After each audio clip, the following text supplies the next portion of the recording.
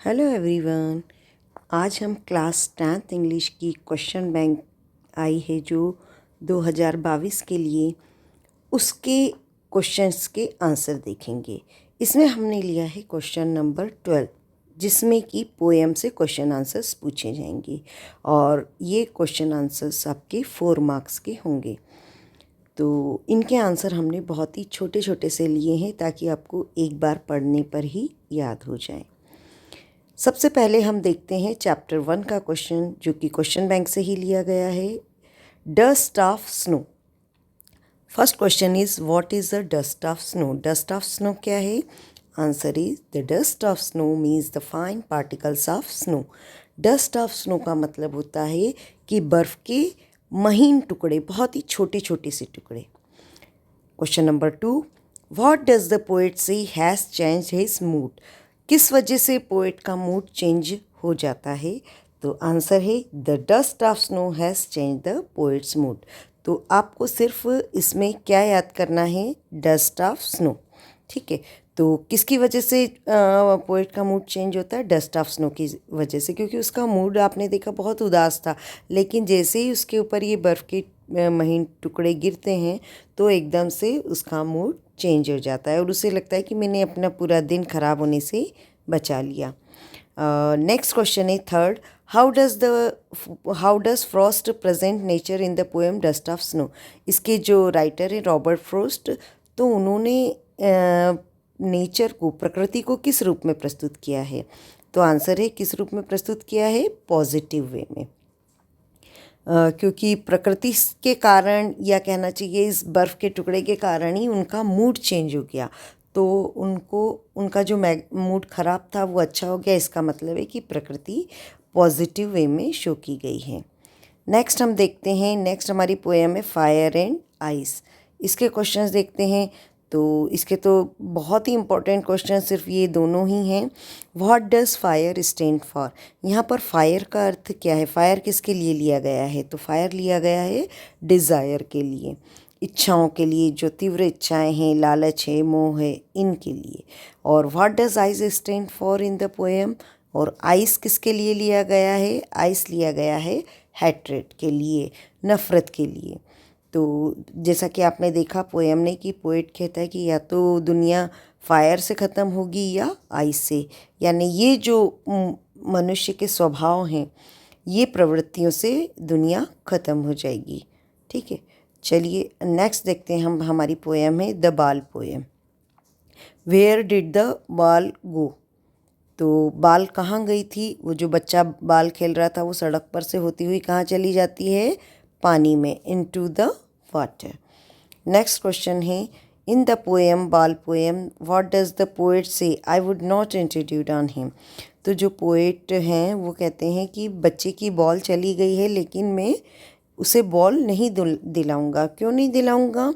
Answer है because he wants the boy to learn the meaning of loss. क्योंकि poet ये चाहता है कि उसे ये खोने का अर्थ क्या होता है ये समझ में आना चाहिए और उसे स्ट्रांग बनना चाहिए, उसे मालूम पड़ना चाहिए कि उसकी कोई प्रिय चीज़ है वो उसके पास से जा भी सकती है।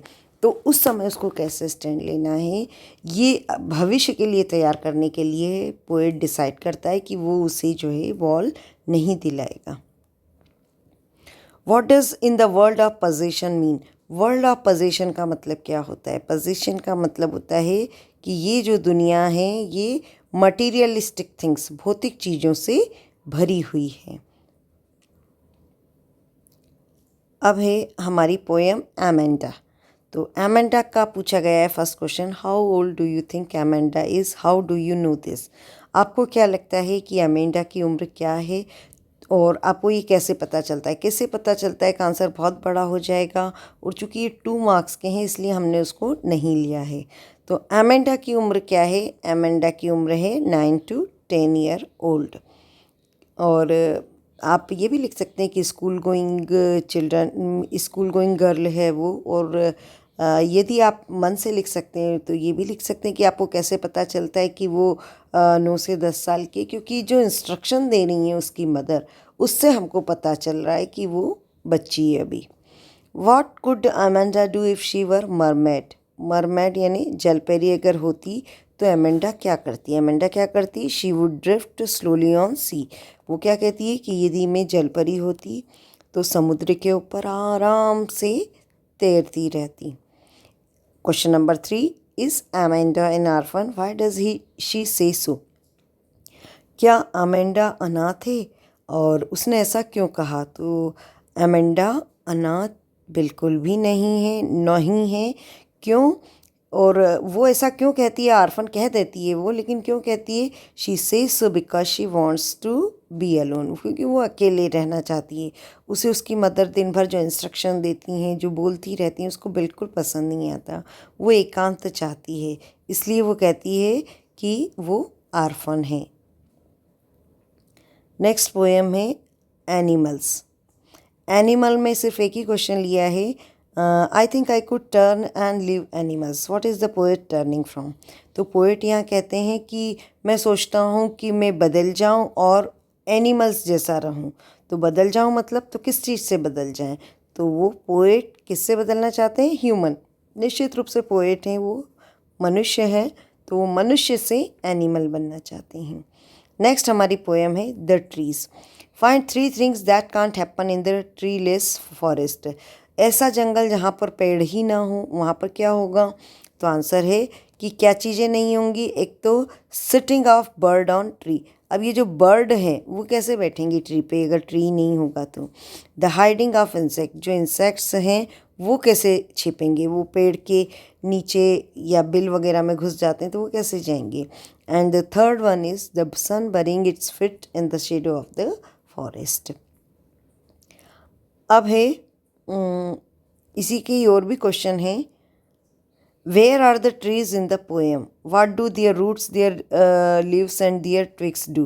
तो चूंकि ये 2 क्वेश्चन एक साथ 2 मार्क्स में तो नहीं पूछ सकते, तो where are the trees in the poem सिर्फ हमने इसका ही आंसर लिया है। The trees are in the poet's house, ये पोएट के घर में ही हैं। What does the poet compare the branches of tree to? Tree की ब्रांचेस को पोइट ने कैसे कंपेयर किया है? पोइट ने कंपेयर किया है उसे न्यूली डिस्चार्ज पेशेंट। तो जब हॉस्पिटल से निकलता है कोई व्यक्ति, बीमार व्यक्ति डिस्चार्ज होके, तो वो कितना खुश होता है। इसी तरीके से जो है जो ट्री की ब्रांचेस हैं वो भी उतना ही खुश हो रही हैं। Question number 4, what happens to the house when the trees moves out of it? तो जब घर के बाहर पेड़ चले जाते हैं तो घर का क्या होता है? क्या क्या होता है? ग्लास इज़ ब्रोकन, जो खिड़की के कांच हैं वो टूट जाते हैं। Winds rush inside the house, और जो हवा है वो घर के अंदर घुस जाती है। अब ये पोएम है fog. What does the poet Sandberg think the fog is like? Poet क्या सोचते हैं कि फॉग किस तरीके का है? तो फॉग है केट जैसा। पोएट को लगता है कि ये जो फॉग है बिल्ली की तरह है। How does the fog come? Fog किस तरह से आता है? तो यहाँ आप लिखेंगे कि फॉग आता है इट्स लिटिल कैट फिट, इस तरह से वो आता है, छोटे बिल्ली के बच्चे के पैरों की तरह से आता है। नेक्स्ट हमारी पोएम है फॉर एन ग्रेगरी, और इसमें क्वेश्चन पूछा गया है what is the colour of young woman's hair? Young woman के हेयर का कलर क्या था? तो यंग वुमन के जो हेयर थे उनका कलर था yellow. Why does the young woman want to change the colour of the her hair? तो जो यंग वुमन है वो अपने हेयर का कलर क्यों चेंज करना चाहती है?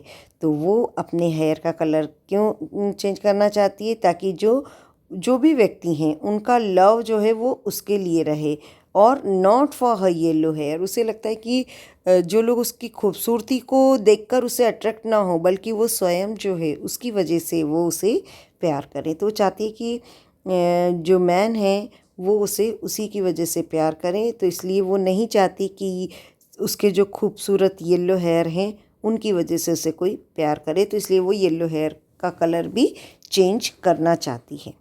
ठीक है, तो ये आपकी पोएम के क्वेश्चन आंसर्स हैं और आप इनको याद कर लीजिए। नेक्स्ट वीडियो में हम लेसन के और सप्लीमेंट्री बुक्स के भी क्वेश्चंस को कवर करेंगे।